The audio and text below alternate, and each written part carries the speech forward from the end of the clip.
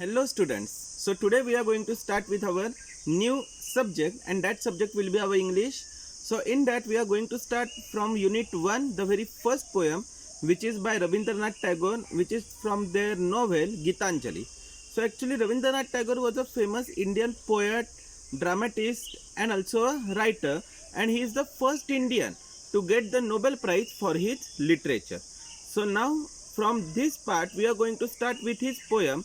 The name of the poem is Where the Mind is Without Fear. Okay. Now see here, the first lines are: where the mind is without fear and the head is held high, where knowledge is free, where the world has not been broken up into fragments by narrow domestic walls. Now what Rabindranath Tagore wants to tell us, that the India, our country, it should be free. It should be free from everything. The countrymen of this country should hold their head high. The knowledge should be free. Each and everyone should get the knowledge. The knowledge should not be distributed depending on their customs, traditions or caste. And the world which is there, which is broken into various small fragments, which is broken by very small narrow walls. So hold that word, hold this our country, it should come together. Remember students, this poem was written by Mr. Rabindranath Tagore before the independence. It is written in the British rule.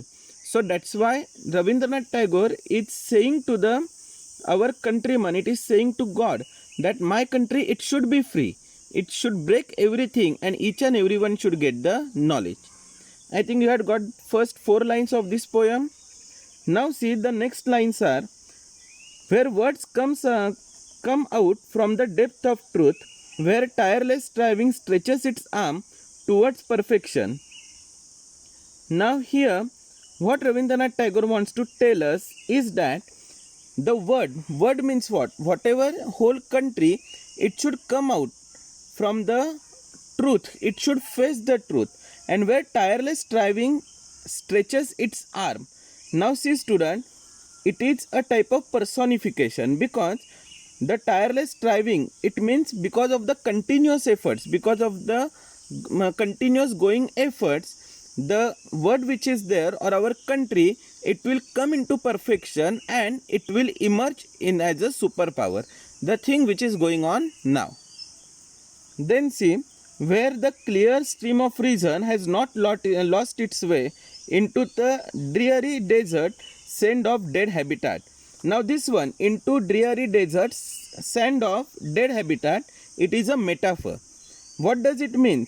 That our country, it should come out from the rituals, from the false things, from the non-use materials which is there in our society. It should come out, it should face the things, it should know what is true, what is right, what is wrong.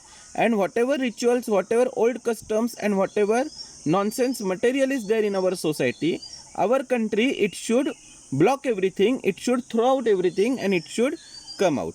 Now here we can say the role of sati, child marriages, are actually reflected in this sentence, where into the dreary desert sand of dead habitat, which is a metaphor. The figure of speech is metaphor here students. Then where the mind is led forward by thee into ever widening thought and action, into that heaven of freedom, my father, let my country awake. Now here, into that heaven of freedom, my father, let my country awake. Here the figure of speech will be apostrophe, because it means that either Rabindranath Tagore is referring to his father who is not alive, or he is referring to God. Means from both the things, from both the person, we will not get again the response. So that's why here the figure of speech is apostrophe. Again, what he wants to tell here, that the mind which is there of my countrymen, it should be free. When India will get freedom, everyone should be enthusiastic, everyone should be free, and all these people who are there, they should break all the rituals or the customs, and they should do the action which is always needful for the betterment of our country. And one day or another, my country, it will become free and it will be just like a heaven. And my father, let my country awake. It means my father, let my country becomes a superpower.